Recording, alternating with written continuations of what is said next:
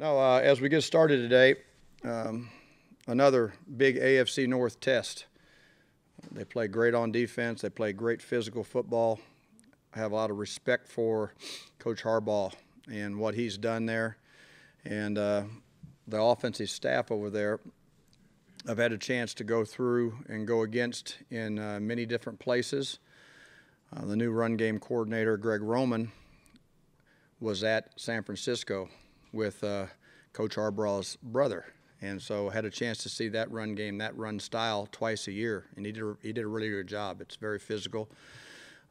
It's a very tough counter and point of attack, press the ball downhill type run game. And then Marty's done a really good job everywhere he's been in the West Coast offense and the passing game, the things that they've done there too.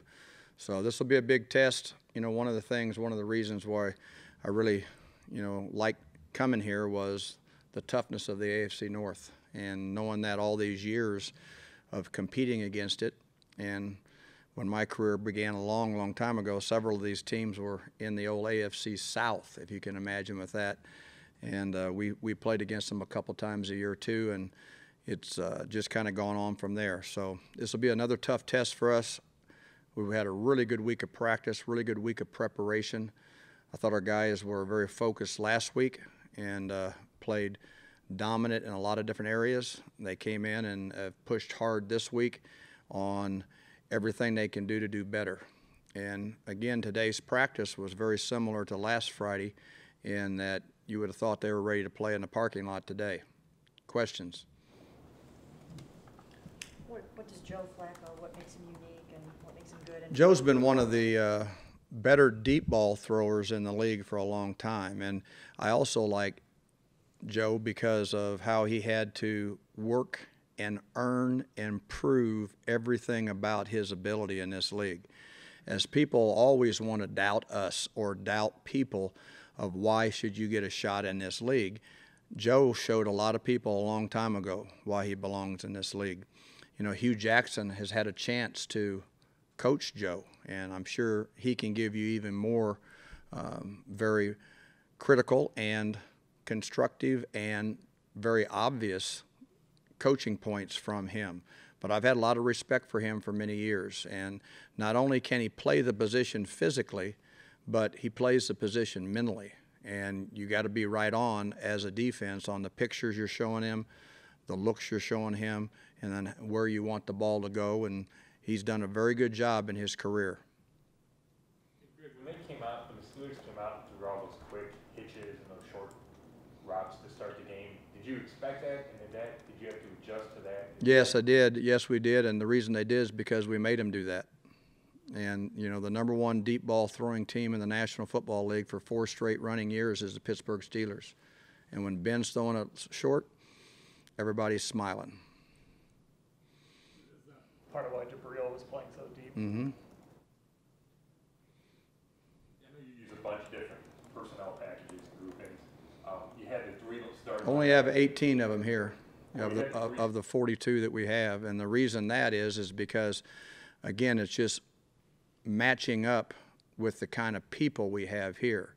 And the staff has done a really good job with the personnel department and with the head coach of how can we utilize the guys here on this team, not other guys in the league, not other things that other people are playing, but after a long time of lots of different players, and I think I said this back in the spring, it's up, 2,500 different guys I've had a chance to coach in all these years in the league, is that how do we adapt things for the guys that are playing here? How do we adapt the scheme?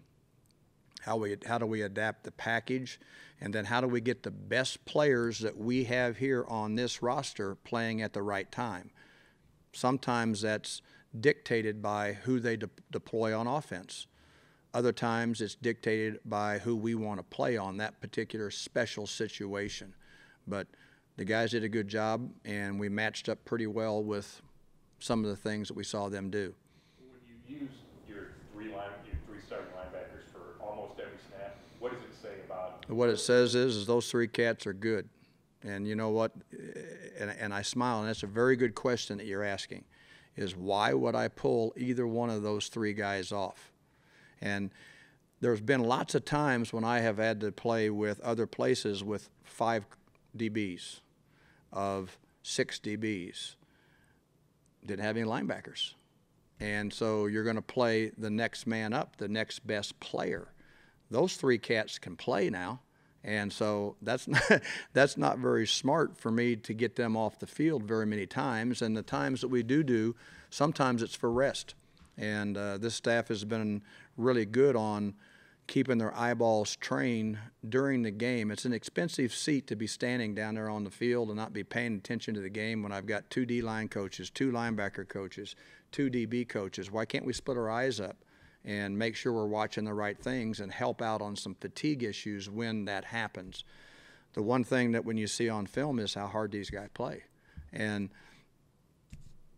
sometimes coaches, owners, scouts, GMs, you know, they get it all mixed up, is that I can't affect very much what mom and dad give them in the gene pool, but I can affect how hard they play.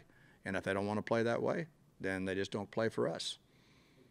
The natural question is, you know, I think we all knew that Kirksey and Collins could really play, but Schobert he's a surprise to us. What has he shown you, and how's he been able to kind of rise the way he has? It's a good recognition of how well he's played. And here's another thing. I've always taken, and we should as coaches take great pride on affecting change anywhere you have a chance to move into to help people win.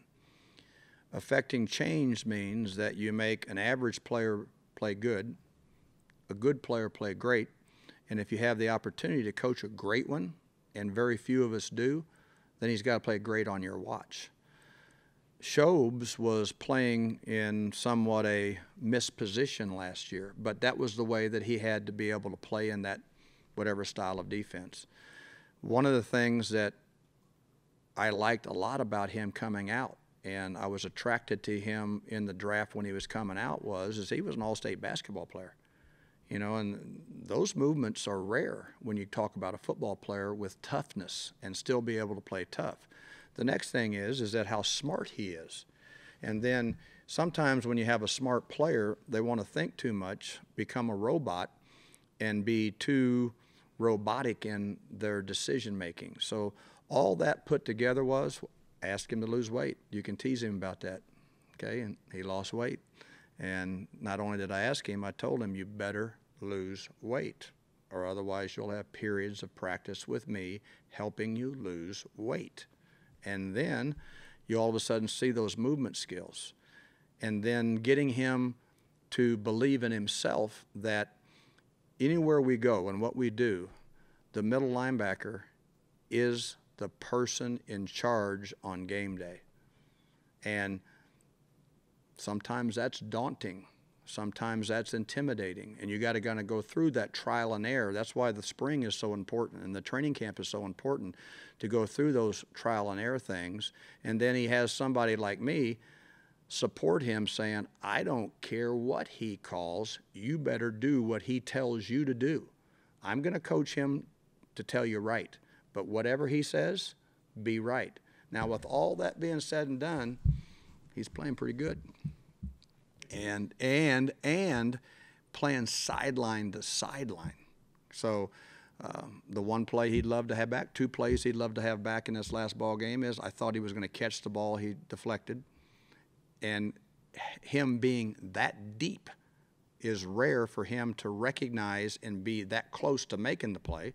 And in the play where they scored a touchdown, you know, and he knows that. And, you know, the thing that was refreshing to me about that was that he was on to the next play.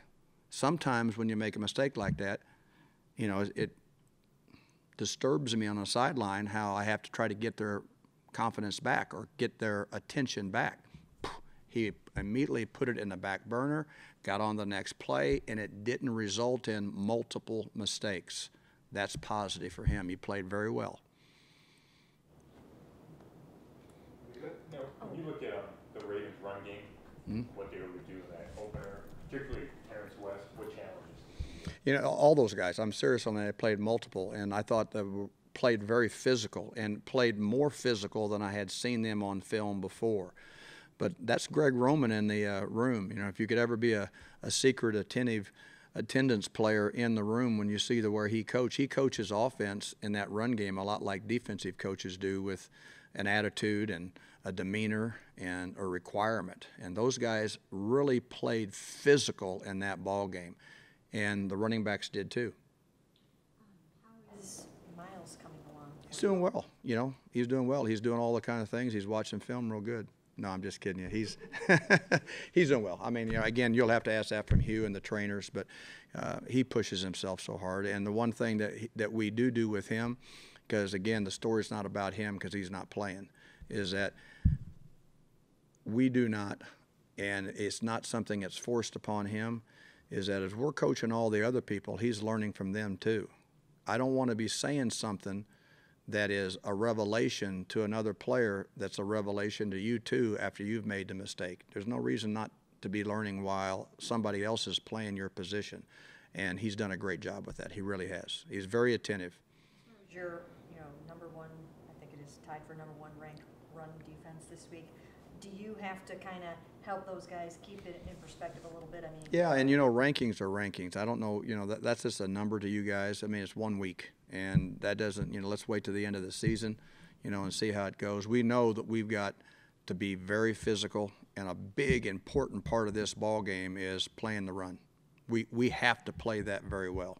And the other thing too is that as you continue to do more and more and more of this, is that each game takes on a personality of its own. And making them run the ball over making them throw the ball sometimes, if that's how we got to do it to win the ball game, we're going to do to win the ball game.